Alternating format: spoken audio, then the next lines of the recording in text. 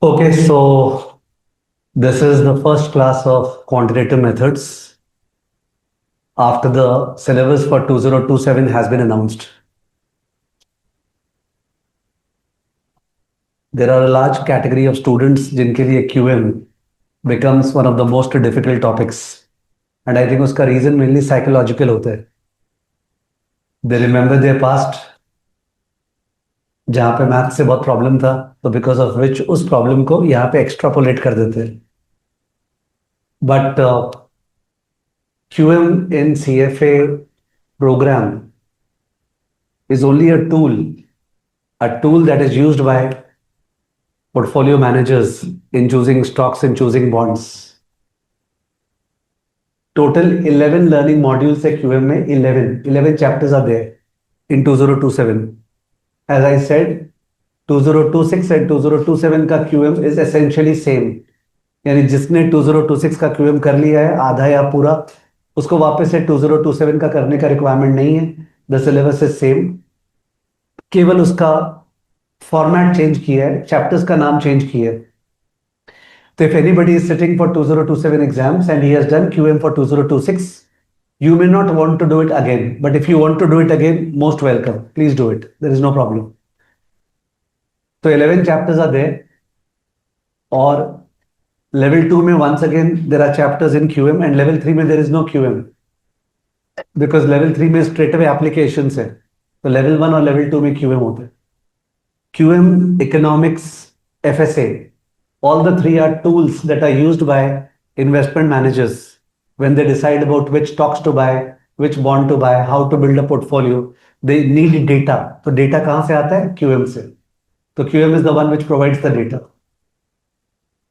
अपना जो first chapter है, that is returns. The first chapter that we have is returns on financial assets. Because when you invest in financial assets, why do you invest? To earn returns. तो बोल रहा है वो returns जो है उसको कैसे मेजर करते हैं, कैसे ट्रैक करते हैं, उसके ऊपर the first chapter is there, returns on financial assets. There are only 2 LOS in the chapter. Let me show you the LOS one second. तो ये मैंने कोर रीडिंग्स खोला है और ये जो कोर रीडिंग्स है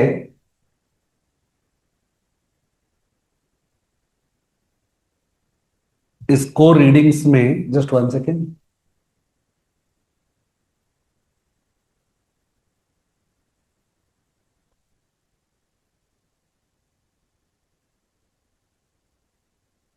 या so this is the core readings और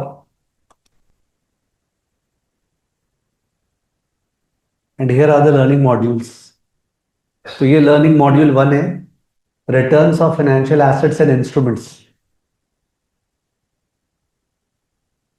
इसमें फर्स्ट पार्ट है फाइनेंशियल रिटर्न, सेकंड पार्ट है common return measures. These are the 2 LOS.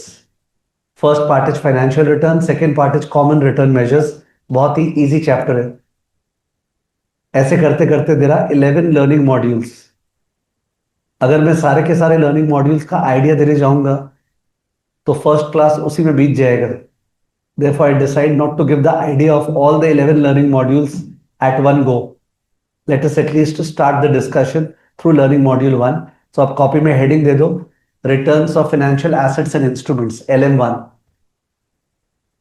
Returns of financial assets and instruments LM1. Okay, returns of financial assets and instruments LM1. Okay. और इसके अंदर 2 LOS लिख दो. LOS A financial returns. LOS A is financial returns. LOS B is common return measures. LOS A is financial returns and LOS B is common return measures.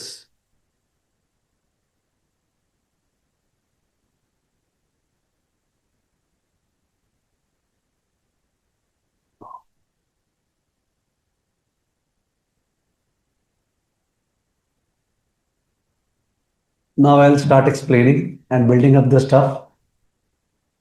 So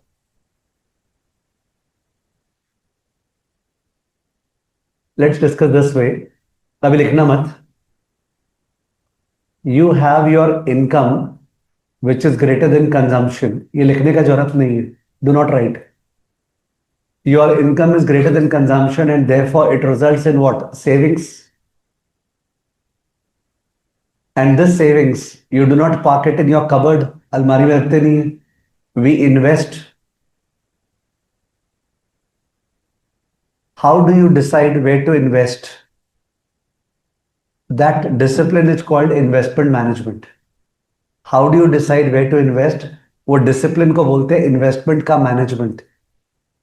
आप जब CFA programme कर रहे हैं, you are looking at yourself down the road कि मैं एक investment manager बनूंगा, यानी I will be managing the investments of people. जो म्यूचुअल फंड मैनेजर है वो क्या कर रहा है? वो डिसाइड कर रहा है कहाँ कहाँ पैसा लगाना है, कब कब उसको सेल करना है. तो he is an investment manager. तो income is greater than consumption results in savings. Savings has to be invested. In what manner it should be invested? That is investment management.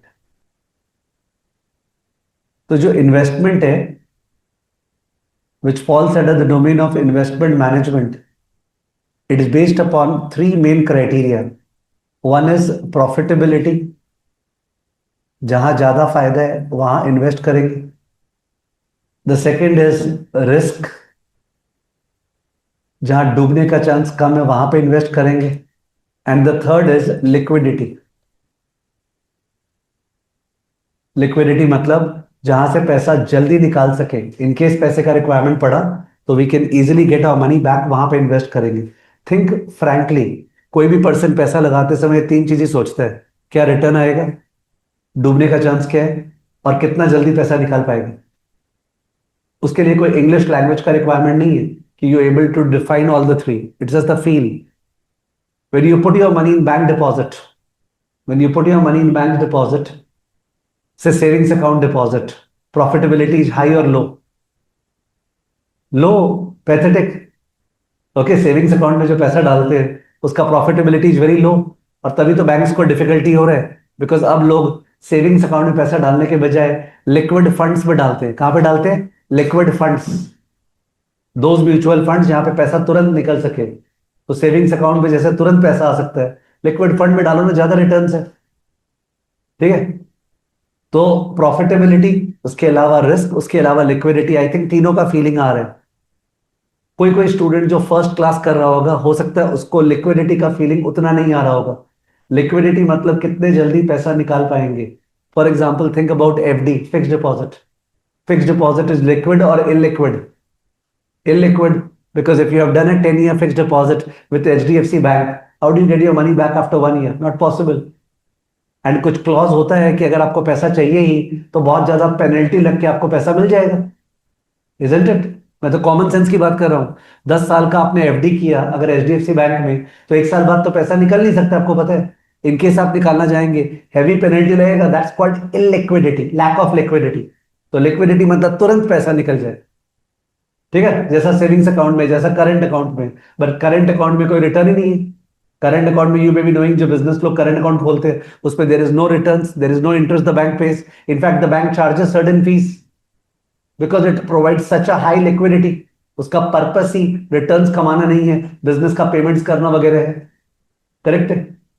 तो let us understand that investment management में जब decision लेते हैं तो decisions are based on profitability, risk and liquidity. ठीक है. तो इसमें liquidity is something which is difficult to quantify, a little bit difficult to quantify.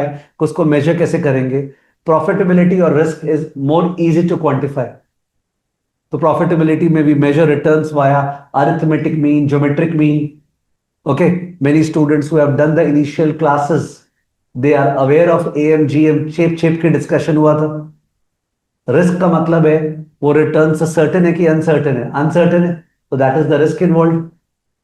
तो statistics में हम लोग वो रिटर्न्स को और रिस्क को कैसे मेजर करेंगे, कैसे क्वांटिफाई करेंगे, वो चीज पे फोकस है. Why are they teaching us statistics? They are not teaching us statistics like Sachin last 50 matches में कितना कितना स्कोर रन्स बनाया. They are not teaching us Sachin Sehwag over here. They are going to focus on returns on financial decisions, जो रुपया कमाने में काम आएगा. ठीक है. चैप्टर का नाम क्या है? व्हाट इज द चैप्टर का name? Returns on financial assets and instruments. तो कौन से पार्ट पे फोकस कर रहा है? प्रॉफिटेबिलिटी। ये जो प्रॉफिटेबिलिटी है उसका बात हो रहा है ना, returns on financial assets.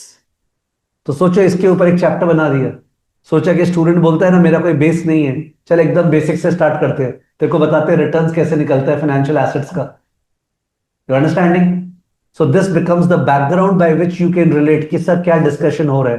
Please give a, आपने केवल चैप्टर का नाम लिखा था, अब आप लिखिए वार्म अप, और वार्म अप के अंदर आप ये कॉपी कर लीजिए। वार्म अप के अंदर आप ये कॉपी कर लीजिए फटाफट। इनकम ग्रेटर देन कंजम्पशन मतलब क्या? सेविंग्स, एंड सेविंग्स सभी जन इन्वेस्ट करते हैं। इन्वेस्ट जो करते हैं वो किस स्टाइल से करते हैं, क्या प्रोसेस है, that's called investment management. IM मतलब इन्वेस्टमेंट मैनेजमेंट। तो कोई भी पर्सन अगर क्लियर नहीं है कि सीएफए क्यों कर रहा है, I think it will wrong answer. CFA कर रहे हैं डिग्री के लिए, सीएफए कर रहे हैं for the purpose of learning the tricks of investment management. Okay, investment management. Investment management में तीन चीज मेजर डिसीजन है। वन इज प्रॉफिटेबिलिटी, रिटर्न कितना आएगा। सेकंड इज रिस्क, डूबने का चांस क्या है। Third is liquidity. अगर लिक्विडिटी का मतलब समझ में नहीं आ रहा है तो ब्रैकेट में हिंदी में लिख लेना चाहिए, कितना जल्दी पैसा वापस निकाल सकते हैं। ओके, लिक्विडिटी मतलब कितना जल्दी पैसा वापस निकाल सकते हैं। इंग्लिश काम नहीं आएगा, हिंदी काम आएगा। कितना जल्दी पैसा वापस निकाल सकते हैं, दैट इज लिक्विडिटी। और वैसे जो वंस अगेन बेसिक क्लासेस हुआ था ना, ओके, जो यूट्यूब पे प्लेलिस्ट दिया गया, बार बार बोल रहा हूं करने के लिए, उस पर लिक्विडिटी का चिप चिप के डिस्कशन हुआ था डेफिनेशन के साथ। हैवी हैवी डिस्कशन किया था लिक्विडिटी का। तो मैं डबलिंग नहीं करना चाह रहा, वो क्लासेस में हो चुका, उसका हिंट दूंगा, but I won't redo the stuff which was done in those classes. Once again I forget, क्या नाम से यूट्यूब का प्लेलिस्ट है? Quant foundation. क्वांट फाउंडेशन के नाम से यूट्यूब का प्लेलिस्ट है, वो करना मैंडेटरी है। ठीक है, अगर कोई वो नहीं करता है तो इन दैट केस नहीं पॉसिबल है कुछ भी उसका करना उसके बिना। उसी में कैलकुलेटर, उसमें सब कुछ है, पर उसमें बहुत सारा चीज कैलकुलेटर वाइज टच किया गया था, उसका हैवी प्रैक्टिस नहीं हुआ है। वो करेंगे अपने, डोंट वरी। ठीक है ना?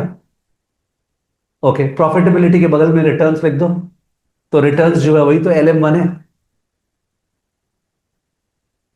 रिटर्न्स जो है वही तो LM1 है। तो आपको पता चला ओके ये चैप्टर कहां फिट कर रहे हैं। ठीक है ना? अब LM1 में ये लोग बोल रहे हैं कि सुनना प्लीज, स्टोरी वाइज समझा रहा हूं। What's your good name? Aryan. Aryan जो है या फर्स्ट बेंच में बैठा हुआ है, he is extremely bullish about the green energy sector in India. India में जो ग्रीन एनर्जी है, सस्टेनेबल एनर्जी है, उसके बारे में आर्यन बहुत ज्यादा बुलिश है। उसको लगता है ये सेक्टर में मैसिव इन्वेस्टमेंट्स होगा और मैसिव फायदा होने वाला है, ऐसा आर्यन को लग रहा है। तो Aryan has done his research and he feels that sustainable green energy investing is going to be the theme for the next decade or so. Accordingly, Aryan अपना जो सेविंग्स है उसमें से कुछ पार्ट इस सेक्टर में इन्वेस्ट करना चाहते हैं। Aryan wants to invest a certain amount of his savings into the green energy sector because he thinks that this sector is going to perform phenomenally. Okay? What's your good name?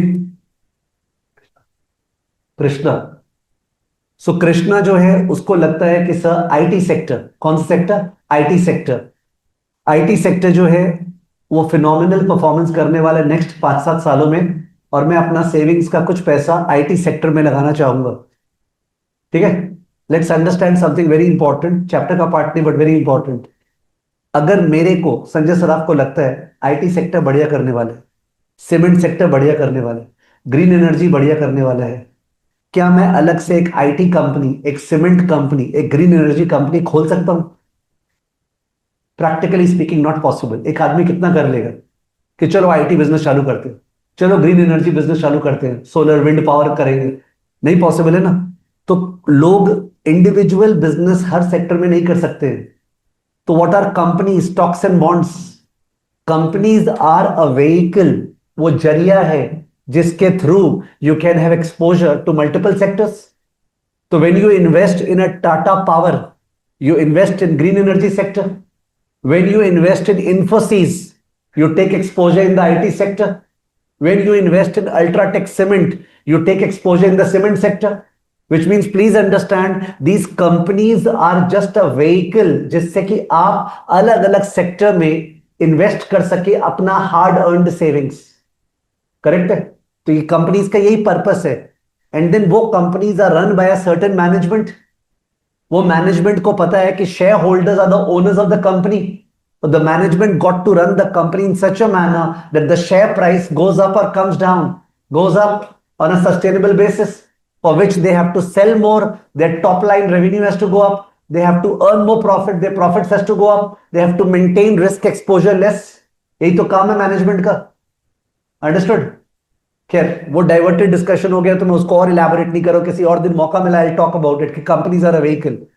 तो basically ये लोग बोल रहे हैं कि आर्यन ने Tata power में invest करने का डिसाइड किया. टाटा पावर का इक्विटी भी है, डेट भी है. टाटा पावर का बैलेंस शीट देखेंगे तो लायबिलिटी साइड में शेयर्स भी है और बॉन्ड भी है. आर्यन अगर बहुत ज्यादा रिस्क अग्रेसिव है तो टाटा पावर का स्टॉक बाई करेगा.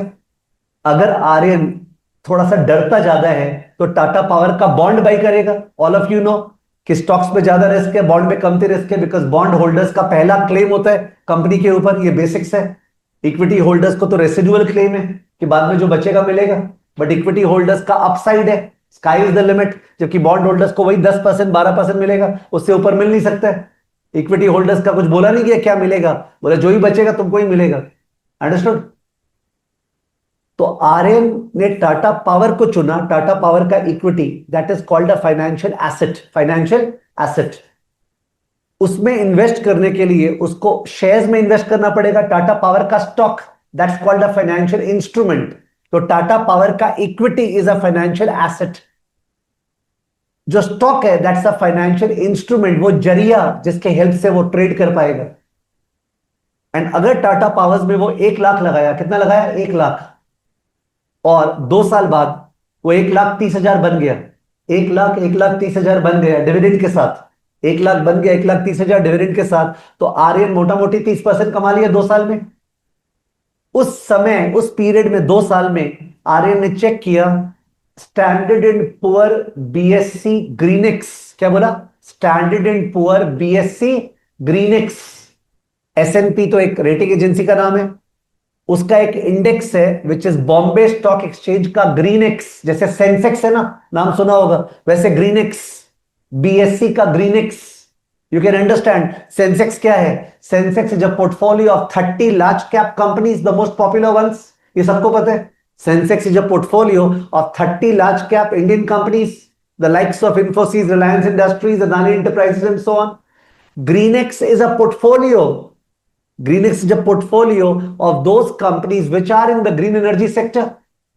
The likes of Suzlon Energy, the likes of NTPC, the likes of Indian Oil Corporation, the likes of Tata Power.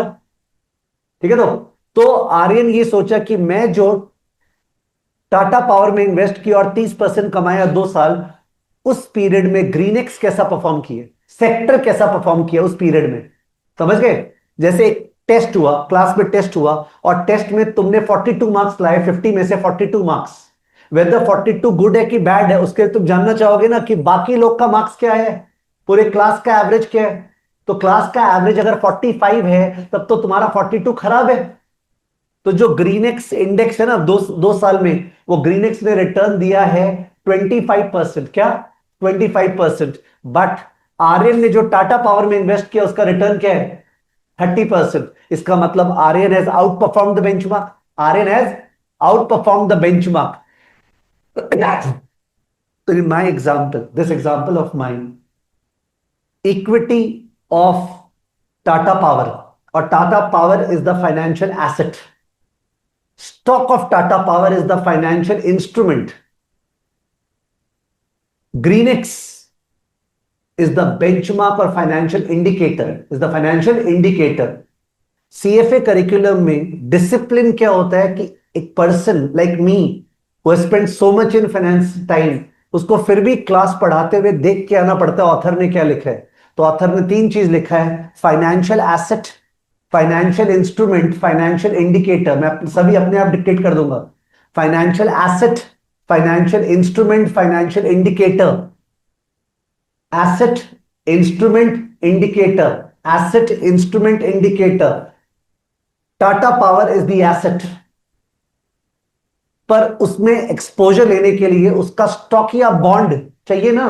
The stock या बॉन्ड इज द इंस्ट्रूमेंट, ठीक है। And उसका benchmark करने के लिए कि कैसा परफॉर्म किया, कंपेयर करेंगे, कंपेयर। तो Greenex is the indicator, Sensex is an indicator, Nifty is an indicator, S&P 500 index is an indicator, Dow Jones index is an indicator, Nikkei is an indicator, ठीक है। The asset, the instrument, the indicator. Asset is something of value, asset is something of value. Gold is an asset, real estate is an asset, equity is an asset, debt is an asset. उसको trade करने के लिए जो instruments हैं, जैसे gold ETF का नाम सुना होगा, you must have heard about gold ETF। You must have heard about government of India का सॉवरेन गोल्ड बॉन्ड। क्या? सॉवरेन गोल्ड बॉन्ड, जिसमें गवर्नमेंट ऑफ इंडिया का लुट गया। ओके, मतलब ऐसा लूटा है कोई लिमिट नहीं है, बिकॉज जो सॉवरेन गोल्ड बॉन्ड इश्यू हुआ था, वो हुआ था इसलिए कि जिससे लोग फालतू में गोल्ड को इंपोर्ट नहीं करें, ठीक है। सीधा सॉवरेन गोल्ड बॉन्ड गवर्नमेंट को पैसा दे दे। उस पर 2.5% इंटरेस्ट था। हर साल आपको 2.5% इंटरेस्ट मिलेगा, बहुत कम लग रहा होगा। एट द सेम टाइम उस पर गोल्ड का अप्रिसिएशन भी मिलेगा, यानी आपको 2.5% इंटरेस्ट मिलेगा एंड गोल्ड का जितना अप्रिसिएशन होगा वही मिलेगा। और गोल्ड का appreciation from that time till now has become around 700-800%। यानी गवर्नमेंट ऑफ इंडिया जो बोरो किया पैसा गोल्ड बॉन्ड से, उसके लिए जो इंटरेस्ट है, सोचो कितना ज्यादा हो गया। उसका रिडेम्पशन आने वाला है 2027 या 28 में, याद नहीं है मेरे को कब, 2027 या 2028 में। And the government has, the fiscal is out of situation, but investors have gained massively, ठीक है। सो व्हाटएवर इट इज, तो मैंने move sovereign gold bond is an asset और एन इंस्ट्रूमेंट। इंस्ट्रूमेंट वो तो जरिया है, गोल्ड का ETF is an instrument, gold is an asset, ठीक है। तो and when you compare it with some benchmark, gold index, ठीक है, या बुलियन इंडेक्स, बहुत सारे और प्रेशियस मेटल्स है ना, उनका इंडेक्स से कंपेयर करेंगे कि सारे के सारे प्रेशियस मेटल कैसा परफॉर्म किए, गोल्ड कैसा परफॉर्म किया है, तो that index is a indicator, index is an indicator. तो इंस्टीट्यूट ने 3 टर्म्स यूज किए, financial asset, financial instrument, financial indicator. अपने आप को कॉर्नर करके ये मत सोचना कि मैं फाइनेंशियल एसेट बोल नहीं पा रहा हूं कि डेफिनेशन क्या है, फाइनेंशियल इंस्ट्रूमेंट बोल नहीं पा रही हूं, फाइनेंशियल इंडिकेटर। तुमको बोलना नहीं है, तुमको लिखना नहीं है, तुमको केवल फील कर रहे हैं। आपको कहीं बोलना नहीं है, आपको समझ में आ रहा है तो सफिशिएंट है। फिर मल्टीपल चॉइस में अपने आप ही आपको ऑप्शंस दिख जाएंगे, ठीक है। तो that is the best part about this programme. दूसरा प्रोग्राम होता तो अब चालू करते फाइनेंशियल एसेट का डेफिनेशन, ऑथर ने क्या लिखा है लर्न करना, कुछ लर्न नहीं करना। फाइनेंशियल एसेट एक वैल्यू का चीज है जो अपने को वैल्यू प्रदान करता है। A commodity, a crypto is a financial asset, a crypto is a financial asset. But crypto को ट्रेड करने के लिए जो क्रिप्टो करेंसी जहां ट्रेडेड है जिन एक्सचेंजेस में, वो फाइनेंशियल इंस्ट्रूमेंट होगा। और क्रिप्टो का अगर इंडेक्स है उससे कंपेयर करेंगे तो इंडिकेटर होगा, ठीक है। Financial asset, financial instrument, financial indicator.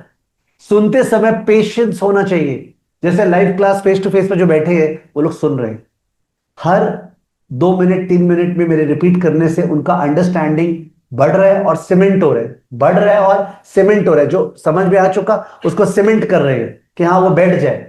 But जो लोग लाइव क्लास करते हैं वो लोग सुनने के पहले दे स्टार्ट आस्किंग, नहीं ये क्या, ये क्या। It can not happen this way. Teaching has to take some time. जब मैं अपने तरफ से एग्जॉस्ट कर दूंगा तब जाके आप बोल सकते हैं कि हाँ अब ये डाउट है मेरे को। But in the process of my saying, अगर आप ये क्या, ये क्या, ये क्या बोलेंगे, उसका कोई तरीका नहीं है टैकल करने का। आपको अपना इम्पेचुअसनेस कम करना पड़ेगा। You have to believe okay in the person that he is going to take his time, because he doesn't teach by looking at the watch. मेरे को कोई टारगेट नहीं है, मेरा आज LOS A खत्म होना चाहिए। मैं जितने भी जन पढ़े हैं पास्ट में, उन लोगों को पता है कि सर टारगेट सेट करते ही नहीं, ठीक है। तो ये कितना कंप्लीट होगा मेरे कोई मतलब नहीं है। तो इन दैट केस अपने बात की रिटर्न्स का, ये लोग ने बोला returns of financial assets and instrument, ये चैप्टर का नाम था ना, returns of financial assets and instruments. तो फाइनेंशियल एसेट, फाइनेंशियल इंस्ट्रूमेंट। अब अगर कोई बोलेगा सर एसेट और इंस्ट्रूमेंट में कंफ्यूजन हो रहा है, इंस्ट्रूमेंट इज, अब क्या होता है वो इंग्लिश में जाते ही और गड़बड़ होगा, पर फिर भी अगर इंग्लिश में is the standardised tradable thing with the help of which you can gain exposure to the asset. Asset में अल्टीमेटली एक्सपोजर लाने के लिए तो कुछ इंस्ट्रूमेंट होना पड़ेगा ना, जिसको बाई सेल करेंगे, that is the instrument. Okay, it is standardised, ठीक है, it packages the rights and obligations. जैसे आज एक बॉन्ड बाई किया आपने, बॉन्ड डिबेंचर, तो उसमें आपका राइट्स है पीरियोडिक इंटरेस्ट पाने का, कंपनी का ऑब्लिगेशन है इंटरेस्ट पे करने का, तो rights and obligations are squeezed together, it's a contract. What it is? A contract. Each one of you is advised, each one of you is advised कि मेरा डेरिवेटिव का जो फर्स्ट लेक्चर है यूट्यूब पे, फिर से शेयर कर दूंगा उसका लिंक, वो डेरिवेटिव का फर्स्ट लेक्चर, डेरिवेटिव माने dy by dx नहीं, there is a certain thing called derivative. Okay, वो फर्स्ट लेक्चर जो यूट्यूब पे है वो जरूर देखना चाहिए, क्योंकि जैसे ही अपने टॉपिक स्टार्ट करते ना सीएफए में, एक टॉपिक पढ़ते समय अलग अलग टॉपिक्स का हिंट आता है, उनके बारे में prima fascia knowledge is good. तो डेरिवेटिव्स का मतलब, if you have heard the name futures and options, क्या अगर आपने नाम सुना है futures and options, in case आपने फ्यूचर्स एंड ऑप्शंस नाम नहीं सुना है किसी ने, तो बेसिकली अगर कोई बंदा, अगर कोई पर्सन ए और बी एक दूसरे के साथ कॉन्ट्रैक्ट करता है, ए एंड बी में कॉन्ट्रैक्ट हुआ, क्या कॉन्ट्रैक्ट, मैं ए हूं तुम बी हो, कॉन्ट्रैक्ट हुआ, कॉन्ट्रैक्ट ये हुआ, मैं तुमसे गोल्ड बाई करूंगा 6 महीने बाद, I will by gold from you after 6 month at a price of से 8,000 पर ounce, at a price of 8,000 पर आउंस मैंने आपसे कॉन्ट्रैक्ट किया। तुमने क्या किया? Contract to sell. मैंने किया कॉन्ट्रैक्ट टू बाय, तुमने किया कॉन्ट्रैक्ट टू सेल। मैंने कॉन्ट्रैक्ट टू बाय क्यों किया? बिकॉज मेरे को लगता है गोल्ड का दाम बढ़ेगा, मैं बुलिश हूं। तुमने कॉन्ट्रैक्ट टू सेल क्यों किया? बिकॉज तुमको लगता है गोल्ड का दाम गिरेगा, तुम बेरिश हो। और या फिर मेरे को गोल्ड का रिक्वायरमेंट है 6 महीने बाद, मैं एक ज्वेलर हूं जो गोल्ड को यूज करता हूं, तो मेरे को डर लग रहा है कि 6 महीने बाद अगर गोल्ड खरीदूंगा क्या पता क्या दाम लग जाए, चलो आज ही भाव फिक्स कर लेता हूं। ठीक है, तुम लोग रजिस्टर करोगे सीएफए प्रोग्राम में, हो सकता है 9 महीने बाद पेमेंट करोगे सीएफए इंस्टीट्यूट को, सिर्फ $1,400 का। तो डॉलर का रेट अभी क्या चल रहा है? करीब 96। तुमको डर लग रहा है 9 महीने बाद डॉलर का रेट 105 110 हो गया, तो तुम बैंक के साथ कॉन्ट्रैक्ट करोगे कि बैंक मैं तुमसे 9 महीने बाद डॉलर बाई करूंगा at 98, that's called a forward contract. तुमने पहले से रेट फिक्स कर लिया, किस रेट पे बाई करेंगे। एक्सपोर्टर्स इंपोर्टर्स सुबह से रात तक ये करते हैं, that's called a derivative. Derivative मतलब किसी चीज पे पहले से ही रेट फिक्स कर लेना, किस रेट पे हम लोग सौदा करेंगे, दैट्स कॉल्ड अ डेरिवेटिव। और बहुत तरह का डेरिवेटिव्स होता है। मैंने फर्स्ट क्लास ऑफ डेरिवेटिव्स जो यूट्यूब पे है, जिसका लिंक शेयर करेंगे, उसमें डेरिवेटिव्स को एक्सप्लेन किया था with the help of IPL. जो आईपीएल एंड हुआ है ना अभी, वो पूरा आईपीएल के हेल्प से मैंने डेरिवेटिव समझाया था। ऐसा कोई पर्सन पैदा नहीं हुआ है जिसको डेरिवेटिव समझ में नहीं आएगा। इनफैक्ट उसको क्लास स्टडीज लगेगा ही नहीं, you will not feel that कोई क्लास चल रही है पढ़ाई की, बिकॉज पूरा का पूरा मैचेस के हेल्प से सारा फ्यूचर्स, कॉल, पुट, स्वैप सब बता दिया ए टू जेड। तो it's a must watch class, it got to be watched because your maturity goes up. अभी मैं डेरिवेटिव की बात क्यों कर रहा हूं? बिकॉज डेरिवेटिव एक कॉन्ट्रैक्ट है, ठीक है। किस लिए? बिकॉज मेरे को रिलायंस के बारे में कुछ ट्रेड करने का मन है, तो रिलायंस का शेयर बाई नहीं करना है मेरे को, I don't have the money. मेरे को रिलायंस के बारे में एक बेट लगाना है, चलो शर्त लगाते हैं। मैं बोलता हूं रिलायंस जो है 2400 के ऊपर जाएगा, तुम बोलते हो 2400 के नीचे जाएगा, शर्त लगाते हो। कोई इलीगल थोड़ी है शर्त लगाना, ठीक है, शर्त लगाए अपने। तो इन दैट केस वो जो शर्त है, that is a futures contract. What is it? Futures contract जो बाजार में ट्रेडेड है। तो इट्स एन एसेट और इंस्ट्रूमेंट। इंस्ट्रूमेंट वो तो ट्रेडेबल इंस्ट्रूमेंट है ना। It is an instrument with the help of which you can hedge yourself. अगर आपके पास रिलायंस ऑलरेडी है, देयर इज अ पर्सन, मेरा कॉमन एग्जांपल होता है mister Sharma. Okay, mister Sharma की बेटी की शादी है 6 महीने बाद, वो आज तक का सेविंग्स रिलायंस में लगा रखे, उनको मुकेश भाई पे बहुत विश्वास है, ठीक है। अभी उनके पास जो पोर्टफोलियो करीब से 4 करोड़ का है, उनको डर लग रहा है 6 महीने बाद कुछ गड़बड़ हो गया मिडिल ईस्ट में, क्या पता रिलायंस का शेयर नीचे चल जाएगा। तो मिस्टर शर्मा आज क्या करेंगे? आज एक कॉन्ट्रैक्ट एंटर करेंगे कि मैं रिलायंस का शेयर बेचूंगा 6 महीने बाद इस दाम पे। जैसे ही मिस्टर शर्मा ने कॉन्ट्रैक्ट किया, अगला हेज हो गया। क्या हो गया? Hedge, protected. It's like a sweater, ठीक है, now you are protected, now you are immune, कि मैंने तो भाई सौदा कर लिया, अब मेरे को मतलब नहीं है, ठीक है, तो दैट्स एन इंस्ट्रूमेंट। तो equity share is an instrument, bond is an instrument, ठीक है, तो a mutual fund is an instrument, mutual fund is traded is an instrument, derivatives are instruments. तो इंस्ट्रूमेंट्स क्या हो गया, वो स्टैंडर्डाइज्ड कॉन्ट्रैक्ट्स जो बनाए गए हैं, जो बाजार में ट्रेड हो रहे हैं, जिनके हेल्प से आप बाई कर सकते हो, सेल कर सकते हो, एक्सपोजर ले सकते हो। Real estate, what is it, an asset, real estate is an asset. Real estate के ऊपर म्यूचुअल फंड्स होते हैं, क्या होते हैं, mutual funds, which are popularly known as REITs, क्या, REITs, REITs, real estate investment trust, REITs. वो REITs आप बाई कर सकते हो 100 रुपया का, 150 रुपया का, and you will have exposure to the best of properties in the world, you are a partial holder. तो REITs is an instrument, real estate is what, an asset, and REIT का index है, रीट का बहुत सारे properties जो है ना एक रीजन में, वो मिला मिलू के कैसा परफॉर्म कर रही है, तो उसका एक इंडेक्स है, जैसे सेंसेक्स होता है वैसे प्रॉपर्टीज का इंडेक्स है, ओके, वो index is an indicator, index is an indicator, what it, asset, instrument, indicator. when does studies become boring, when you have no context की जो बात चल रही है वो किस कॉन्टेक्स्ट में चल रही है। तो हमने कॉन्टेक्स्ट बांधा है, बुक में रीड कर रहा, बुक में ऐसे नहीं दिया हुआ है, मैंने स्टार्ट किया, income is greater than what, consumption, hence you are saving, you are not putting your savings in almirah, your saving is got to be invested, okay, your saving has got to be invested, it has to be, because if your saving remains idle, are you going to earn zero return or negative return? If your saving remains idle, are you going to earn zero return or negative return? Actually negative, because there will be inflation, because there will be inflation। मैं 10 लाख रुपया save किया, अभी इस बक्से में रख दिया और इसको निकालता हूं 5 साल बाद, सर वो तो 10 लाख ही रहेगा, ये आपका भ्रम है, वो 10 लाख रहेगा, वो 10 लाख का वैल्यू 6 लाख हो गया, बिकॉज चीजों का दाम बढ़ गया ना। आज जो 10 लाख से खरीद सकते हैं, उस समय तो अपने को उतना सामान खरीदने के लिए 10 थोड़ी 15-16 चाहिएगा, और अपने 10 लाख से उस समय उतना खरीद पाएंगे जितना 6 लाख से खरीद सकते हैं, और the real worth of the 10 lakh है 6 लाख, तो आपने जीरो थोड़ी कमाया, माइनस कमाया।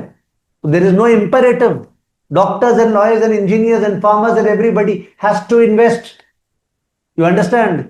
माने when you think about the scope of the CFA program, आप इन्वेस्टमेंट मैनेजमेंट अगर सीख रहे हो, उससे बड़ा एरिया क्या होने वाला है, because tell me a person who doesn't require to invest, everybody has to invest, from a person earning just 10,000 per month to a person earning 10 lakhs or 10 crores or 100 crores per month, everybody has to invest, and that investment has to be managed by us.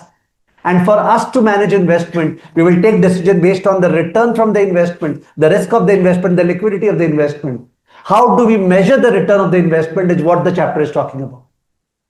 So if you cannot talk about the context, in that case, I don't think there's any sense in studying.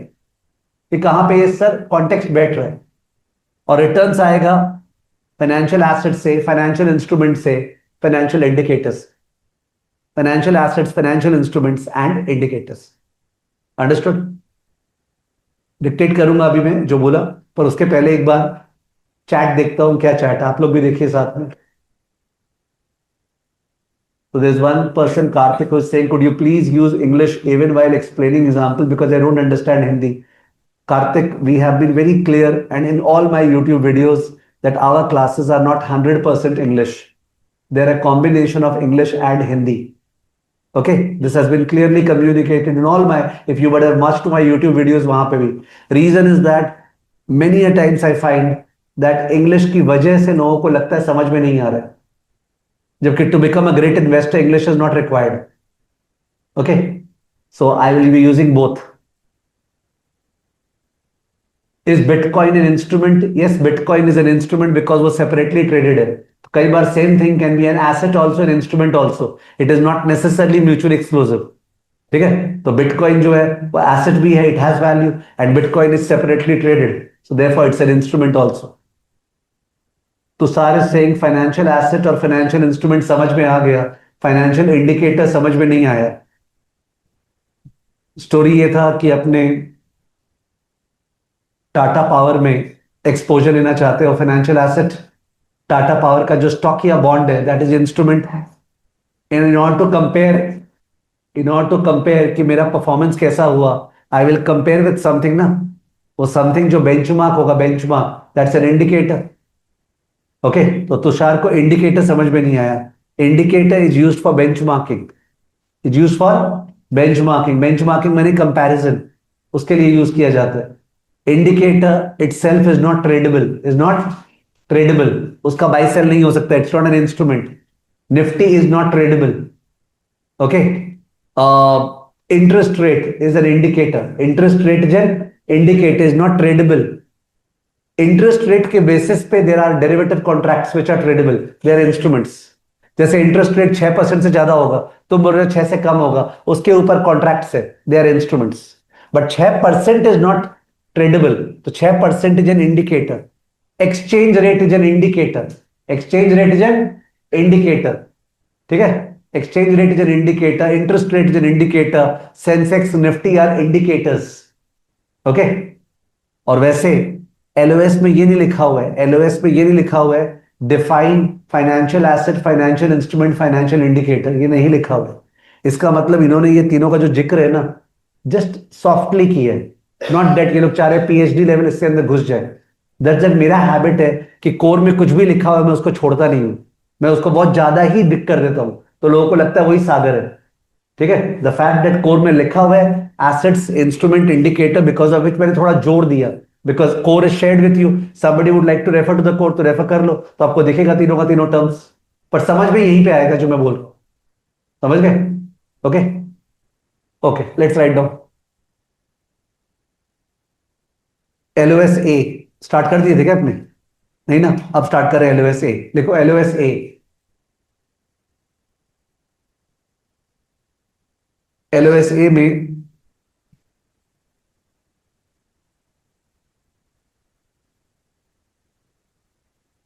लिखता हूं board पे मैं भी, एक minute.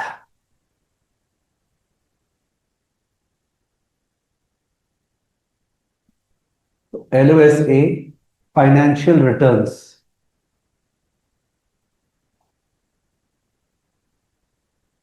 Financial returns मतलब arrow देके, returns on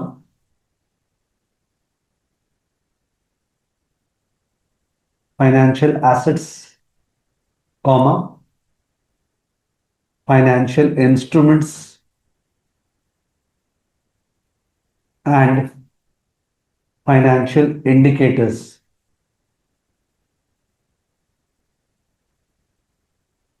financial assets, financial instruments, financial indicators. Class में pickup क्या हुआ? Example, Aryan is optimistic about the green energy sector in India. Aryan is optimistic about the green energy sector in India. Full stop. He therefore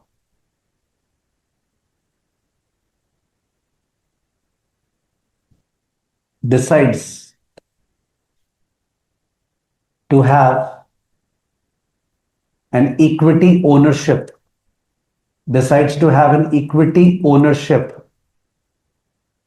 in Tata Motors, sorry, Tata Power. He decides to have an equity ownership in Tata Power. ये जो equity ownership in Tata power है, double underline, ये हो गया financial asset. Okay, financial asset. इसकी वजह से you are entitled to dividend, इसकी वजह से you are entitled to voting power, कि आपको वोटिंग मिलेगा, you can vote on important matters, you can get dividend, you can enjoy price appreciation, ये राइट्स मिलते हैं आपको इस पर्टिकुलर एसेट से। हर एसेट एक सर्टेन स्ट्रीम ऑफ वैल्यू देता है आपको, तो फाइनेंशियल एसेट। फिर hence he invests rupees 1 lakh in the equity stock of Tata Power. तो ये जो equity stock of Tata power है, this is a financial instrument.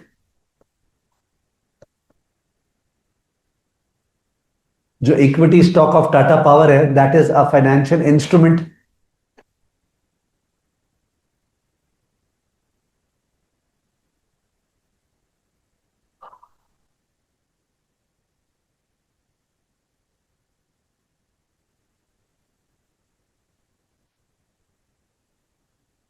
In 2 years' time,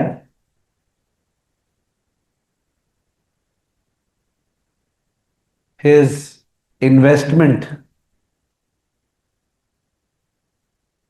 is valued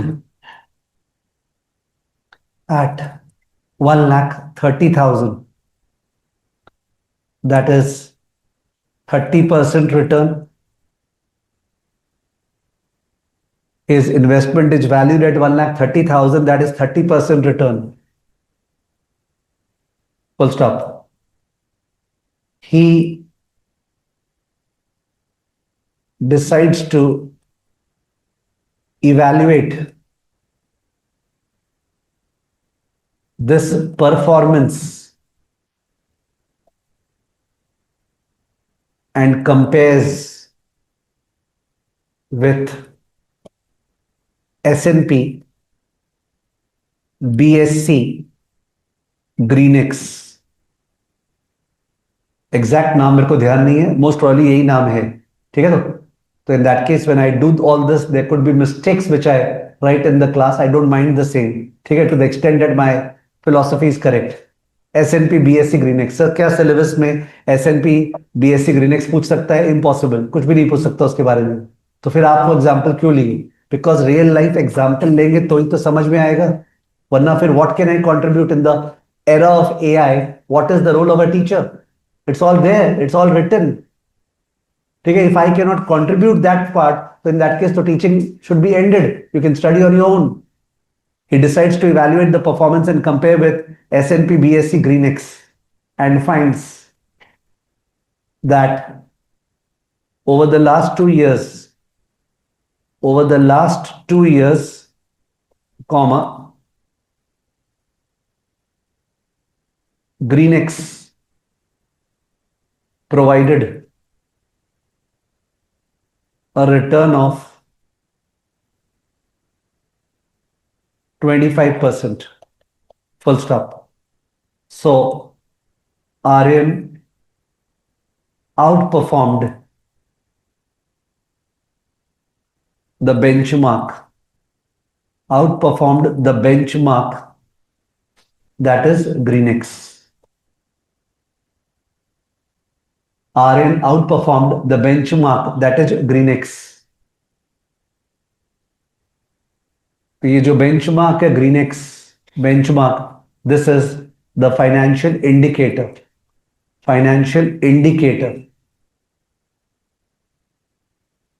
okay, it is the financial indicator. फिर से repeat कर रहा हूं. Financial asset, financial instrument, financial indicator LOS पे नहीं लिखा हुआ है. तो that is not the focus of their discussion. But since mention किया हुआ है तो एक रफ आइडिया रिक्वायर्ड है. वो रफ आइडिया ले रहे हैं. ठीक है.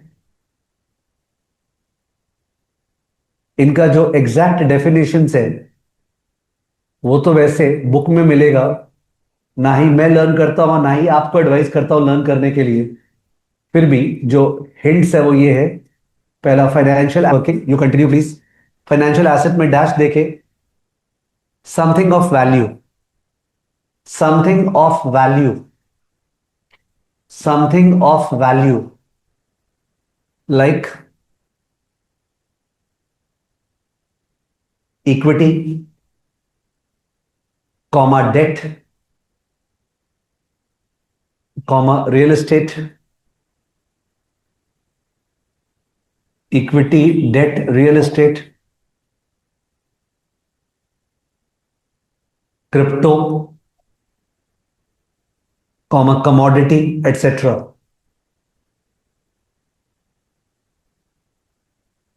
Something of value, value word को सर्कल, वैल्यू वर्ड को circle, something of value.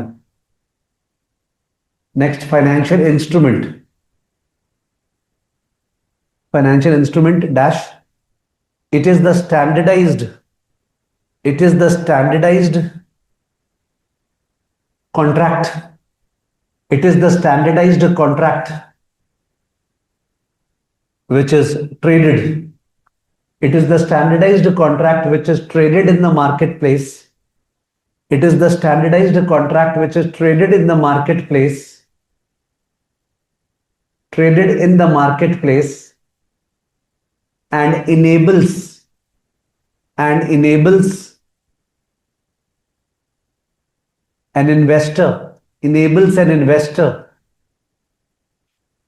to gain exposure, enables an investor to gain exposure to a financial asset, to gain exposure to a financial asset, to a financial asset। तो अभी elections हुआ, BJP won in Calcutta, West Bengal, therefore the giants are deciding to have exposure to West Bengal ka real estate. They feel that in the coming 3, 4, 5 years, real estate prices in West Bengal will really shoot up. उनको ऐसा लगता है। So accordingly, those who have idle funds, they will like to invest in real estate over here. तो real estate में exposure के लिए वो लोग जो इंस्ट्रूमेंट, जो पर्टिकुलर प्रॉपर्टी यूज करेंगे, वो पर्टिकुलर प्रॉपर्टी उस केस में sale deed of the property, the sale deed in that case will become what, instrument. Okay, वो जरिया जो है वो इंस्ट्रूमेंट है, जिस चीज पे एक्सपोजर ले रहा है वो फाइनेंशियल एसेट है। ठीक है, नेक्स्ट। एक मिनट, ये जो लिखा तुमने उसमें कंटिन्यू करो, फाइनेंशियल इंस्ट्रूमेंट में full stop. It packages, financial instrument के अंदर it packages the rights and obligations, it packages the rights and obligations and often repackages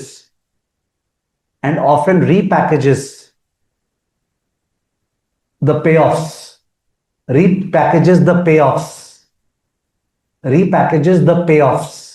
अब ये लैंग्वेज डिफिकल्ट है जो मैंने लिखा है, ये जो last line, it packages the rights and obligations and often repackages the payoff. तो ये लैंग्वेज इज डिफिकल्ट। अब ये लैंग्वेज बताने को मैं बताऊंगा, कुछ हद तक तुमको समझ में आएगा, पर जो 10/10 सेटिस्फैक्शन है वो तुमको तभी आ सकता है इस लैंग्वेज का अगर तुम डेरिवेटिव्स का क्लास नंबर 1 करो। उसके बिना, माने वो जो 2 घंटे में करवाए उसको 2 मिनट में वो सेटिस्फैक्शन लाना मेरे लिए इम्पॉसिबल है। तो रीपैकेजेस का मतलब ये होता है कि लाइक कोई से रिलायंस का स्टॉक है, अपना कॉन्ट्रैक्ट हुआ कि रिलायंस का स्टॉक सपोज अभी चल रहा है 2100 का, 2100। अगर 6 महीने बाद रिलायंस का स्टॉक 2100 से नीचे जाता है तो तुम मेरे को डिफरेंस देगा, से 1800 होता है तो मेरे को 300 देगा, 1500 होता है तो मेरे को 600 देगा, और 2100 से ऊपर जाता है तो टाटा बाय बाय, कोई को कुछ नहीं देना है। ये कॉन्ट्रैक्ट मैं तुम्हारे साथ कर रहा हूं, ए और बी में कॉन्ट्रैक्ट हो रहे हैं, जहां पे ए और बी में रिलायंस के ऊपर कॉन्ट्रैक्ट हो रहा है कि 6 महीने बाद अगर स्टॉक का दाम 2100 से नीचे हुआ तो बी ए को डिफरेंस देगा, और अगर ऊपर रहा तो 0। ऑब्वियसली ऐसा कोई दुनिया में मिस्टर बी नहीं है जो ये कॉन्ट्रैक्ट साइन करेगा। Is it not correct? Would you like to become B? मैं बोल रहा हूं ए और बी में कॉन्ट्रैक्ट हो रहा है, जहां पे 2100 से नीचे हुआ तो तुम डिफरेंस दोगे, ऊपर हुआ तो tata bye bye. Would you like to become mister B? No. However, इसके लिए मैं तुमको आज 120 रुपया दे रहा हूं, आज मैं तुमको 120 रुपीज दे रहा हूं, लो 120। अब तुम्हारे मन में क्या चल रहा है? तुम्हारे मन में ये चल रहा है कि तुम्हारे ख्याल से रिलायंस 2100 से ऊपर होने वाला है, तो 120 तो तुम खा लिया आज। और अगर रिलायंस 2100 से नीचे हुआ भी तो तुमको लगता है 20-30 रुपए नीचे होगा, दे देंगे इसको 20-30। तुम्हारे माइंड में क्या लग रहा है? यार 120 आज आ रहा है ना, ठीक है, ये फालतू में उछल रहा है, 120 कूद के दे रहे, देने दे। तो यहां पे the other side will come, people will come. Obviously risk तुम्हारा ज्यादा है बिकॉज आने को 120 है और जाने को पूरा डाउन साइड, पर फिर भी तुमको लग रहा है ठीक है यार वो होगा नहीं, तो कैसे अपने रिलायंस के ऊपर उसका प्राइस गिरने पे एक अलग ही तरह का कॉन्ट्रैक्ट निकाल दिए, दूसरा कॉन्ट्रैक्ट। ए का सी के साथ कॉन्ट्रैक्ट हो रहा है 2100 रिलायंस का प्राइस 6 महीने बाद अगर 2100 से 2400 के बीच में रहता है, 2100 से 2400 के बीच में, तो तुम मेरे को 50 देगा। कितना देगा? 50। 2400 से 3000 होता है तो तुम मेरे को 200 देगा। 3000 से ऊपर होता है तो तुम मेरे को 400 देगा। पहले से बात हो गया, 50, 200, 400। और नीचे की तरफ का भी बात कर सकते हैं। अरे दो विलिंग पार्टीज कॉन्ट्रैक्ट एंटर करे, उनका मन, what is the issue? All those repackaging are a part of what instruments. Understood? और क्या वो आपको ये जो मैंने बोला उसमें 10 अपॉन 10 सेटिस्फैक्शन ये 2 मिनट में मेरे बोलने से आ सकता है? नहीं आ सकता है। डेरिवेटिव्स तो सागर है जो अपने को लेवल 1 लेवल 2 सब में क्रैक करना है। तो you also have to be sensible enough to understand sir क्या बोलना चाह रहे हैं, कि बहुत सारे कॉन्ट्रैक्ट्स एंटर हो रहे हैं, ठीक है, अलग अलग तरीके से, कि ऊपर जाने से, नीचे जाने से, ये करने से, वो करने से, वो पैकेजिंग है, वो रीपैकेजिंग। उसका कुछ आइडिया आपको डेरिवेटिव क्लास नंबर 1 से मिलेगा, ठीक है। तो लास्ट लाइन जो मैंने डिक्टेट किया है उसको अंडरलाइन करो, लास्ट लाइन को अंडरलाइन करो, अंडरलाइन करके कुछ स्टार या हैश दे दो। लास्ट लाइन को अंडरलाइन करके स्टार या हैश दे दो, और हैश दे के नीचे लिख दो watch, watch CFA level 1 derivative class number 1, watch CFA level 1 derivative class number 1 from YouTube, watch CFA level 1 derivative class number 1 from YouTube, class number 1 from YouTube.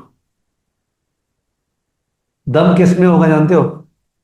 जो student वो class watch कर लेगा, class watch करने के बाद वो GPT या Claude में जाएगा, और जीपीटी या क्लॉड में जाके वो क्लास का ट्रांसक्रिप्ट डाल देगा। यूट्यूब का ट्रांसक्रिप्ट होता है, डाल दो। डालने के बाद बोलना कि ये मेरे को क्लास समझ में आ गया। अब इस बार का जो आईपीएल मैचेस हुआ है, ओके, आईपीएल मैचेस, वो एक्चुअल आईपीएल मैचेस में जो रन स्कोर्ड हुआ है उसके बेसिस पे मेरे को एक एक्चुअली प्रैक्टिकल एग्जांपल और पे ऑफ निकालना है, ठीक है। वो जीपीटी निकाल के दे एक पर्टिकुलर मैच का या 3-4 मैचेस का। एक्चुअली अपने को एआई को बोलना आना चाहिए। इफ वी आर क्लियर, जैसे सपोज तुम अपना काम मेरे से कराना चाह रहे हो, तो तुमको मेरे को बोलना तो पड़ेगा ठीक से कि क्या काम कराना चाह रहे हो। वहां पे लोग बोल नहीं पाते। Now it is unfortunate that Indians काफी वो इसलिए बोल नहीं पाते बिकॉज उनको लगता है इंग्लिश में बोलना पड़ेगा, जबकि हिंदी इज वेरी गुड। तुम हिंदी में बोलो, बंगाली में बोलो, वो समझेगा, पर बोलो तो सही खुल के। You speak and it will do it for you. It will do such stuff which is unimaginable. And then it's not a question that, oh, वो तो AI किया। अरे बोला तो तुम, थॉट तो तुम्हारा था। And then you put it that, okay, ये particular example निकला मैंने कॉल ऑप्शन समझने के लिए या स्वैप समझने के लिए, वंडरफुल एग्जाम्पल, किसी को हेल्प करे तो come out with a particular this thing posting, ठीक है। You can make CFA so interesting for yourself now. It will be very practical, at the same time very engaging, and take you into a different sphere altogether. Okay, somewhere things have to open out wherever you find interest, ठीक है। Okay, third bullet financial क्या था? Indicators. ये तो instrument था, अब है financial indicator. Financial indicators लिखो, these are observable, these are observable but not tradable. These are observable but not tradable variables. Observable but not tradable variables such as exchange rate, comma, interest rate, indices that are used for benchmarking, that are used for benchmarking, that are used for benchmarking performance, that are used for benchmarking performance, benchmarking performance, full stop। तो Nifty tradable नहीं है। हाँ, Nifty पे किसी को invest करना ना, Nifty पे निफ्टी माने 50 स्टॉक का जो पोर्टफोलियो है, उस पे किसी को इन्वेस्ट करना है तो बहुत सारे इंस्ट्रूमेंट्स है। निफ्टी फ्यूचर्स है, निफ्टी ईटीएफ है, निफ्टी पे कॉल है, निफ्टी पे पुट है, निफ्टी पे बास्केट है। ओके, तो if somebody will tell me class के बाद कि sir you said that Nifty is not tradable, but sir nifty is tradable, we can buy nifty futures. Nifty futures is an instrument, nifty per se is not tradable, understood? Nifty पर से is not tradable, उसके ऊपर exposure के लिए instruments है, there are instruments. Interest rate is not tradable, interest rate पे खेलने के लिए डेरिवेटिव्स है विच आर इंस्ट्रूमेंट्स। ठीक है, तो नीचे देखो para change note, note number 1, note number 1, एक minute, some student is saying that sir lag हो रहा है, sir I lagged out, can you repeat? So let's understand the basics of live classes. Live classes में कोई का particular person का internet fluctuate करेगा और वो 2 मिनट का मिस कर जाएगा, that they are the drawbacks of the live class. उसका कोई तरीका नहीं है, केले की तरीका है, आप मिनट्स मार्क कर सकते हो कि क्लास के कितने मिनट में ऐसा हुआ होगा, एंड वहां पे जाके आप क्लास फिर से देख सकते हो। ठीक है, but it's not possible that जो पर्सन बोलेगा मेरा यहां लैग हो गया उसके लिए वापस से वो रिपीट करूंगा मैं, that's not possible at all. ठीक है, तो that sense of maturity will be required. Anyways, note, note number 1, note number 1 Hindi में, ऐसा क्या चीज वैल्यूएबल है, ऐसा क्या चीज वैल्यूएबल है जिस पे आपको एक्सपोजर लेने का मन है, ऐसा क्या चीज वैल्यूएबल है जिस पे आपको एक्सपोजर लेने का मन है, ऐसा क्या चीज वैल्यूएबल है जिस पे आपको एक्सपोजर लेने का मन है, एक्सपोजर लेने का मन है, dash, that's a financial asset, that's a financial asset. Okay, that's a financial asset. Para change, उस पे एक्सपोजर लेने के लिए, उस पे एक्सपोजर लेने के लिए, उस पे एक्सपोजर लेने के लिए जरिया क्या है, उस पे एक्सपोजर लेने के लिए जरिया क्या है। Now Kartik would really be feeling very bad right now, Hindi में बोल रहा हूं, उस पे एक्सपोजर लेने के लिए जरिया क्या है। So Karthik, what you can do is that ये वाला part जो the Hindi dictation, when the notes are shared with you, you can put it to GPT and ask it to reframe that in English. ठीक है, उस पे exposure लेने के लिए जरिया क्या है, what is the means by which I take the exposure, उस पे एक्सपोजर लेने के लिए जरिया क्या है, dash, that's the instrument. Okay, that's the instrument, that's the instrument. ठीक है, because I can not dictate what I said but I can just help you Karthik. The first note which I dictated, what is the, what is the thing of value on which you want to take exposure, that's an asset, and then I dictated, and what is the means by which I take exposure on that asset, that is the instrument. ठीक है, पैराचेंज, exposure लेने के बाद, exposure लेने के बाद अपना performance को बेंचमार्क कैसे करें, एक्सपोजर लेने के बाद अपने परफॉर्मेंस को बेंचमार्क कैसे करें, आप एक्सपोजर लेने के बाद अपने परफॉर्मेंस को बेंचमार्क कैसे करें, एक्सपोजर लेने के बाद अपने परफॉर्मेंस को बेंचमार्क कैसे करें, माने कंपेयर कैसे करें, बेंचमार्क कैसे करें माने कंपेयर कैसे करें, dot dot dot,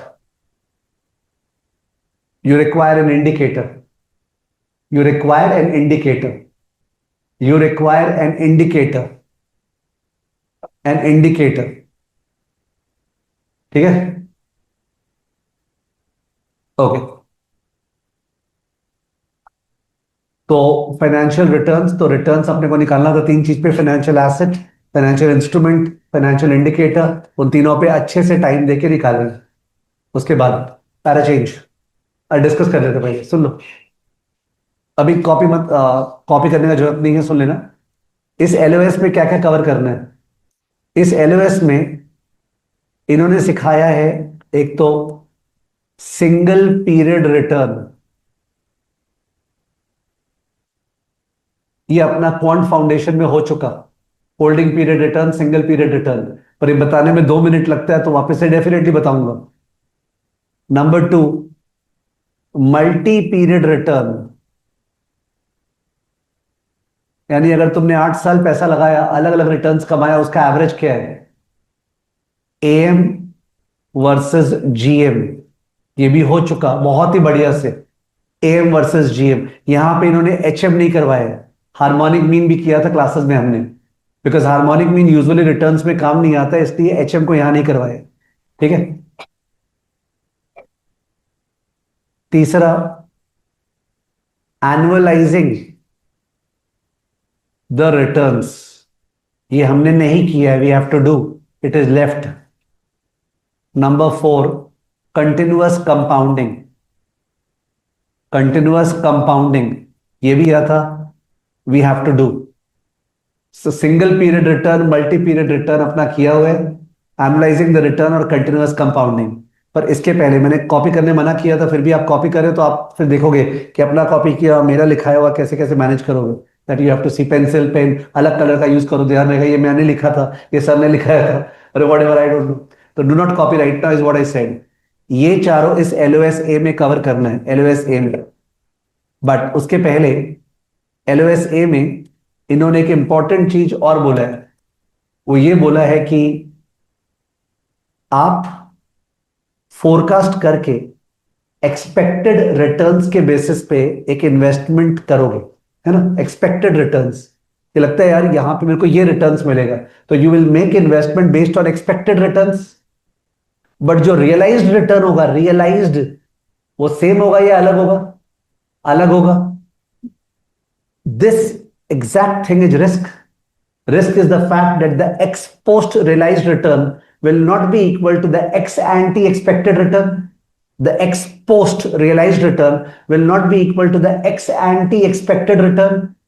That is the risk. So the point is that कितना अलग होगा? मैंने 18 सोचा था, 18 के बजाय वो 20-22 या 14-12 उतना तक जाएगा, या 18 के बदले 50-60 या -20 -30 तक जाएगा। You can see it that second वाले केस में जहां 18 के बदले वो 50-60 या -20 -30, वहां ज्यादा रिस्क है। 18 के बदले 2-3% ऊपर 2-3% नीचे, वो कमती रिस्क है। तो वो जो डिविएशन जितना होगा, वो डिविएशन मेजर करते हैं अपने स्टैंडर्ड डिविएशन और वेरिएंस में। किसे? Standard deviation and variance. Okay, जिसका पढ़ाई मैंने नहीं करवाया, but once again in the quant foundation classes as a part of teaching the calci वाला पार्ट, उसका फील जरूर दिया था और कैल्सी में निकालना सिखाया था, जो हिमांशु क्लास के स्टार्टिंग में बोला था स्टैट्स मोड। वो जो बोल रहा था कि स्टैट्स मोड समझ में नहीं आया, तो मैंने बोला कराया कहां है, करेंगे वापस से अपने। ठीक है। तो risk is the possibility that what you expect will happen may not happen. तो रिस्क का बेस्ट फीलिंग आता है x minus x bar the whole square. क्या बोला? x minus x bar the whole square, because x bar is what we expecting the mean, but x may differ from x bar. ठीक है। तो and we don't want to look at the minus and the plus वाला part, any deviation is deviation, so we square it up, x minus x bar the whole square, that's variance. What is that? Variance. somebody will say that variance अच्छे समझ में नहीं आया, तो भाई कौन कराया, अभी तो वेरिएंस स्टार्ट ही नहीं हुआ है। बट सीएफए पढ़ते समय होगा ऐसा कि एक चीज पढ़ते समय दूसरी चीजों का हिंट आएगा, और मेरा हमेशा हैबिट है मैं वो हिंट को बताता हूं, बट उस पर पीएचडी उस समय नहीं करा सकता हूं। अंडरस्टूड? तो you have to understand the tone, otherwise what the other method is, there is no other way. ठीक है, लिखिए प्लीज। एलओएस ए स्टार्ट हुआ था अपना, आप लोग जो नोट्स लिखा था वो एलओएस ए का नोट्स था, और एलओएस ए में हमने क्या किया था, एक मिनट। ओके, एलओएस ए ऐसे लिखा था कि फाइनेंशियल रिटर्न्स। एक काम करें, नोट्स को थोड़ा सा ठीक करने के लिए एलओएस ए में पॉइंट नंबर 1 कर दे। वो पॉइंट नंबर 1 था, वो जो लिखाया था वो सपोज पॉइंट नंबर 1 था। अब पॉइंट नंबर 2 में आते हैं। Point number 2, point number 2 is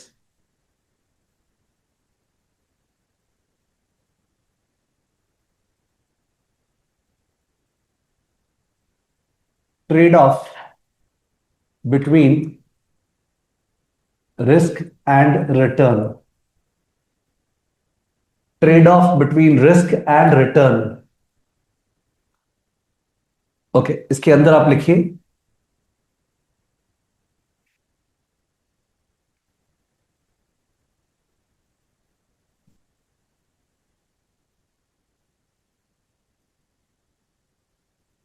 following is a probability distribution of the returns from Tata Power in the next year. तो नेक्स्ट ईयर, एक साल में टाटा पावर से क्या रिटर्न हो सकता है, जाहिर है वो सर्टन है कि अनसर्टन है। तुम अगर टाटा पावर का स्टॉक बाई करता है, एक साल में तुम क्या कमाएगा, वो सर्टन है कि अनसर्टन है? अनसर्टन है।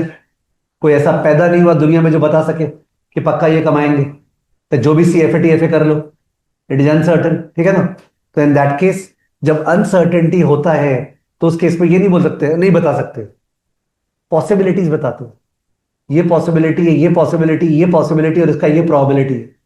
तो जो तुम बता रहे हो कि ये हो सकता है और इसका ये चांस है, that is a probability distribution. उसको इज्जत देने का जरूरत नहीं है कि I don't know probability, I don't know probability distribution. Take it like common sense, ठीक है। तो इन दैट केस ये प्रोबेबिलिटी डिस्ट्रीब्यूशन दिया हुआ है, प्रोबेबिलिटी और ये रिटर्न्स। प्रोबेबिलिटी इज 0.3, 0.5, 0.2, मतलब 30%, 50%, 20%। Returns possible are -10%, 20% and 60%। Of course ये कैसे आया, कैसे ये फोरकास्ट किया? Now that in turn will require us to dig into Tata power.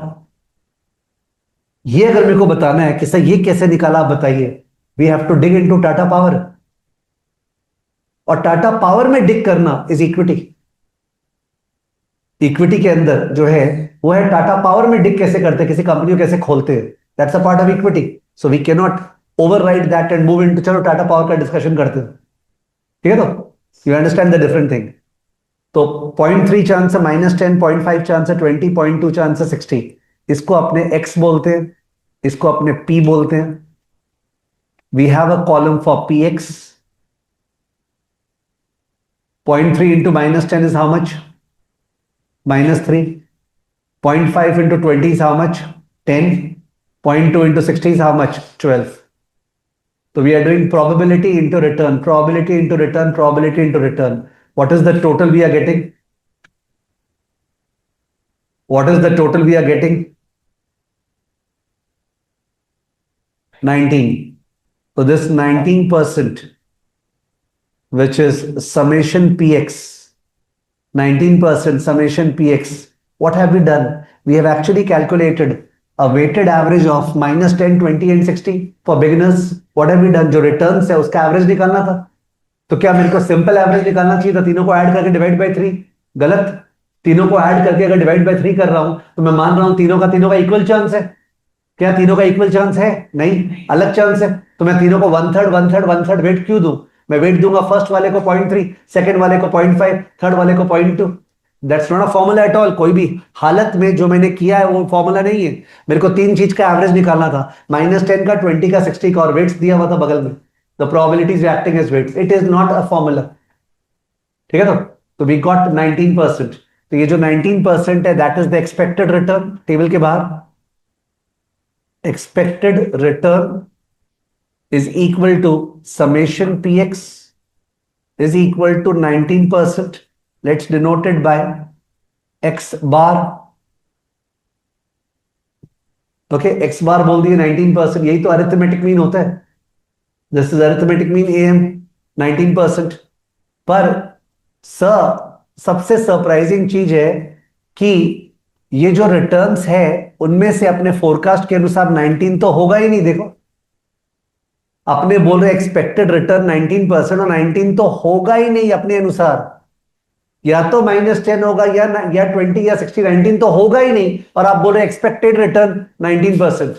तो ये इंग्लिश लैंग्वेज क्लास नहीं चल रहा है कि एक्सपेक्टेड रिटर्न मतलब जो होने वाला है। Expected return is an average. What is it?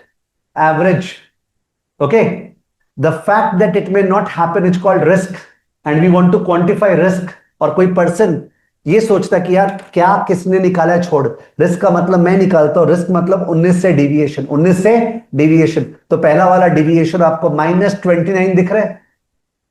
First deviation, are you able to see -29? Because -10 is 29% below 19.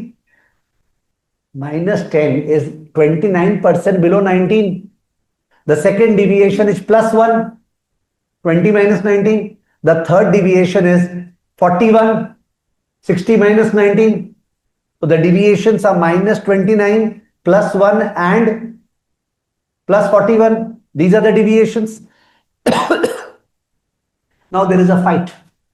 The fight is that one school of thought believes that risk मतलब घाटा, risk मतलब घाटा।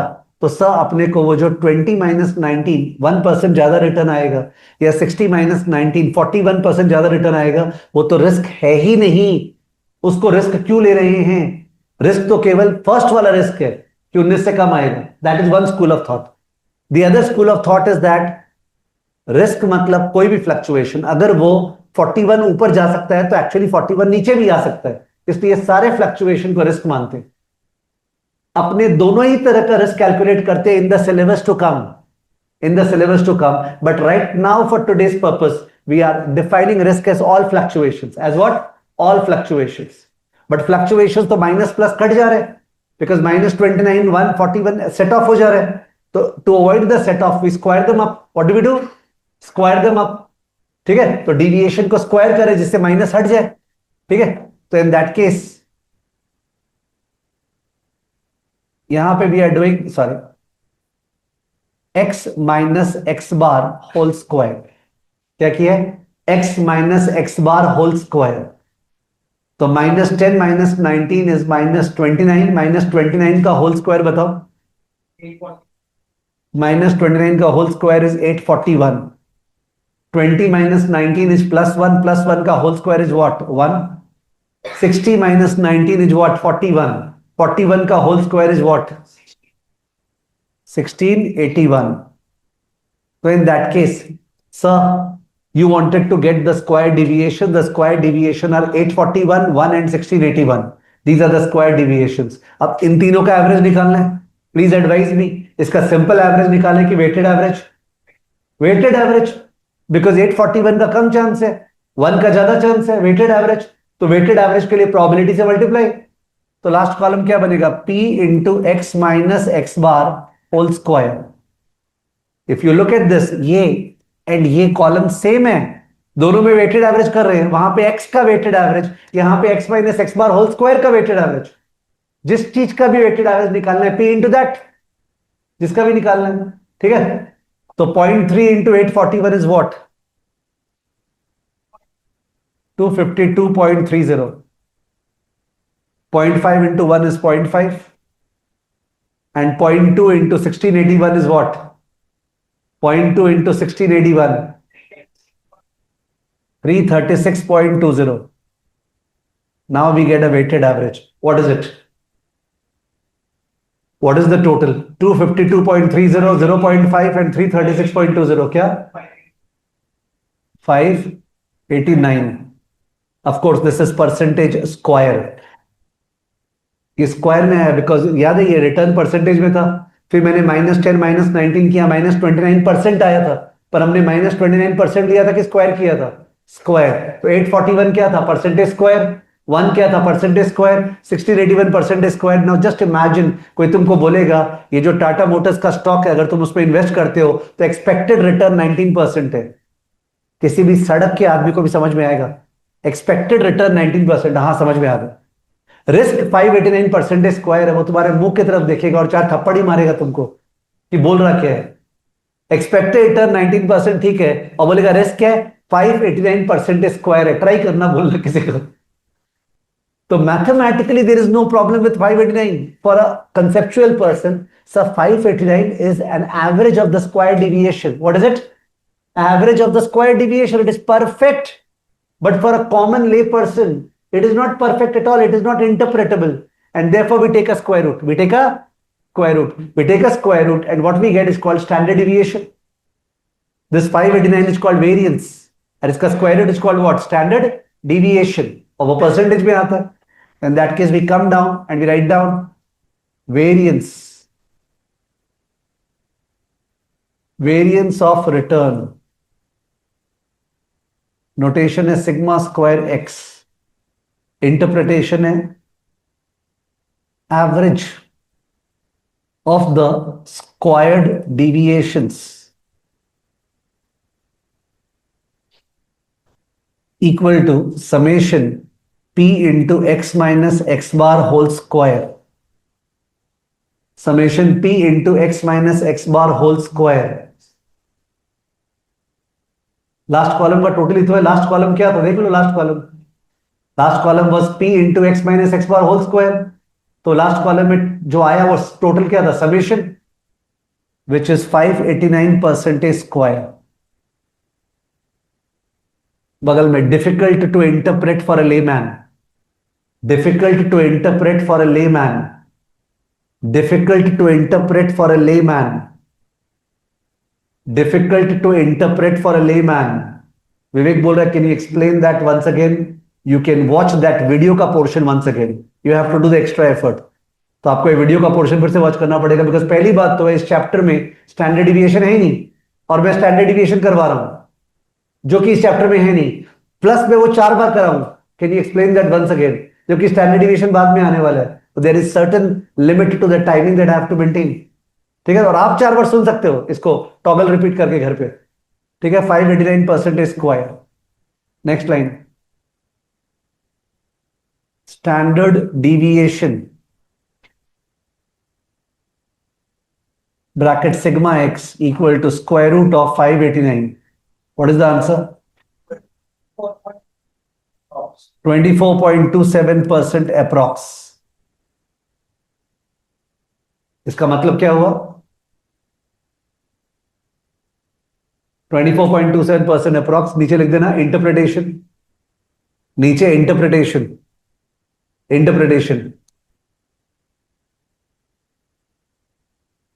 Interpretation में first bullet, return on the stock is uncertain. Return on the stock is uncertain. Hindi में लिखाने का मन था, कार्तिक का याद आ गया. पर return on the stock is uncertain. Second bullet, on an average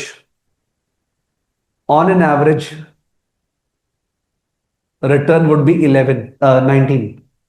On an average, return would be 19%. On an average, return would be 19%. Next bullet. However, risk is the possibility. Risk is the possibility that एक दो words लिखाने. Risk is the possibility that actual और realised और ex post, ये सब words used है. Actual और realised और एक्सपोस्ट. मैंने एक्सपोज्ड लिखा है, ex post, EXPOST, not ED. Actual और रियलाइज्ड और ex post return may not be equal to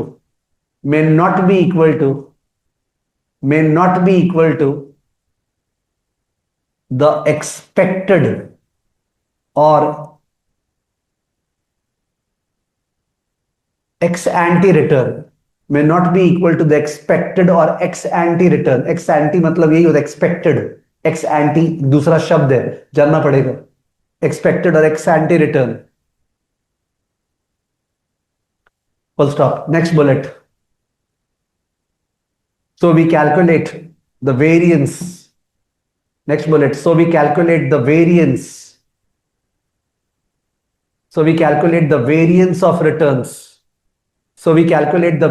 of returns. That is average of the square deviations. Average of the squared deviations. Average of the squared deviations. Average of the squared deviations. पूछ रहा है what is exposed return, वही तो लिखा हुआ है, it is realised return. पूछ रहा है व्हाट इज एक्सपोज्ड रिटर्न, वही तो लिखा है, एक्सपोज्ड रिटर्न मतलब realised return, actual return. Point ये है कि तुमको वो शब्द पसंद नहीं आया एक्सपोज्ड, तो पसंद कर लो फॉर अवेयरनेस, ठीक है ना। हाँ, क्या लिखा है आपने? So we calculate the average of the square deviations, full stop. Next bullet. However, variance is difficult to interpret. However, variance is difficult to interpret. However, variance is difficult to interpret. Variance is difficult to interpret as it is in terms of percentage square. Variance is difficult to interpret as it is in terms of percentage square. अगर metre kg होता तो metre square, kg square, percentage square, full stop. So we take a square root, so we take a square root, so we take a square root, and that is standard deviation, and that is standard deviation, and that is standard deviation, and that is standard deviation, standard deviation, full stop। Next bullet. Standard deviation of 24.27, next bullet में standard deviation of 24.27, short form लिखे ना SD, SD of 24.27, SD of 24.27 लिखना है। SD of 24.27 means that on an average, ये हिंदी में लिखाना पड़ रहा है, means that on an average, means के बाद आप ओपन इनवर्टेड कॉमा खोल सकते हैं, on an average 19% के ऊपर नीचे, 19% के ऊपर नीचे, 19% के ऊपर नीचे 24.27 का फ्लक्चुएशन होगा, 19% के ऊपर नीचे 24.27 का फ्लक्चुएशन होगा, 19% के ऊपर नीचे 24.27% का फ्लक्चुएशन होगा, क्लोज इनवर्टेड कॉमा। बहुत ही कम स्टूडेंट्स ऐसे होते हैं जो इतना गौर से ध्यान देते हैं। लास्ट लाइन जो लिखाया मैंने, नहीं, if you look at the last line again, मैं जिस चीज पे ध्यान देने बोल रहा हूं, read the last line again 2 times 3 times, read the last line again 2 times 3 times, and let's see आपका ध्यान इस पे गया क्या जो बोलना चाह रहा हूं। लास्ट लाइन में सबसे इंपॉर्टेंट वर्ड था ऑन एन एवरेज, यानी हम ये एकदम भी नहीं बोले कि सर इसका मतलब ऊपर 24.27 जा सकता है, उससे ऊपर नहीं, नीचे 24.27 जा सकता है, बिकॉज डेटा में ही 41% ऊपर गया था, डेटा में ही 41% ऊपर गया था। तो standard deviation is not maximum deviation, it is an average deviation. Deviation can be more than that, deviation can be less than that, it is an average fluctuation, ठीक है। एनीवेज, मैं मीन एसडी पढ़ा रहा नहीं था, ये chapter ही mean SD नहीं है। तो किसी को भी बाई चांस लगे कि सब पता नहीं बताया आपने अच्छे से, पर वैसे आपने नहीं बताया, तो वैसे will come in which chapter, LM5 of QM, जहां पे स्टैंडर्ड डिवीजन एक्चुअली आएगा, ठीक है। तो एक्चुअल के लिए भी तो कुछ छोड़ना पड़ेगा, ठीक है। तो अपने बात कर रहे थे कि रिस्क एंड रिटर्न इस तरह से मेजर होता है। रिटर्न तो मेजरमेंट सिखाया ही नहीं, तो रिस्क बता दियो, बिकॉज रिटर्न कैसे आया, -10, 21, आई नेवर मेंशन। तो रिस्क किस तरह से मेजर होता है, and they have focused upon it, ठीक है ना। Para change, this LOS, this LOS focuses on the following, this LOS focuses on the following. So Karthik is saying voice is lagging. Karthik, if it is lagging for you, not for others, that means there is a local internet issue at your end for which I cannot do anything. ठीक है, that goes to show that when videos are lagging, even the SSCI Learn app जब वो normalize होगा, तो in that case वहां पे internet fluctuation आपके and में है, जहां मैं रुकता नहीं हूं। जब सबके सब बोलते हैं voice is lagging not coming, तब जाके रुकता हूं, ये बता दिया हूं मैंने, ठीक है। तो that is the drawback of a live class. Yes, क्या लिखे अपने, this LOS focuses on the following. वो ऑन द फॉलोइंग में आपको वो लिखना है जो मैं बीच में बोल रहा था, ये रहा। पहला, single period return, single period return.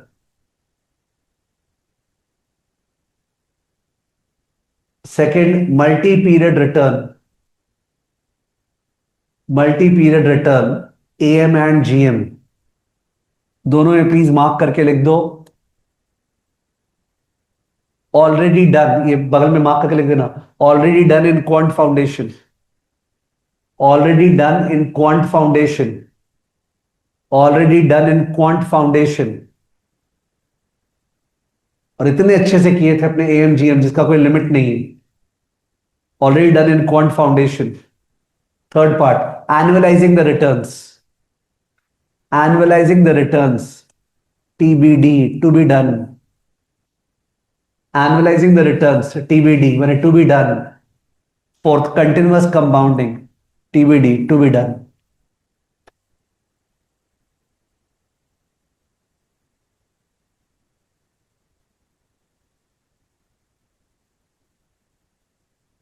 यश बोल रहा है एचएम नहीं लिखाया आपने, तो बोला ना एचएम इस चैप्टर में नहीं है, harmonic mean is not there in the chapter.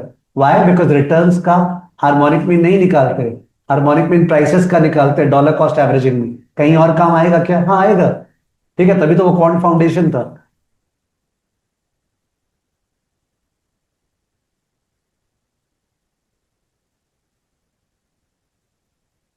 Okay, now ये जो पहली बात है, एग्जाम्पल मैंने कराया, कहां पे गया तो,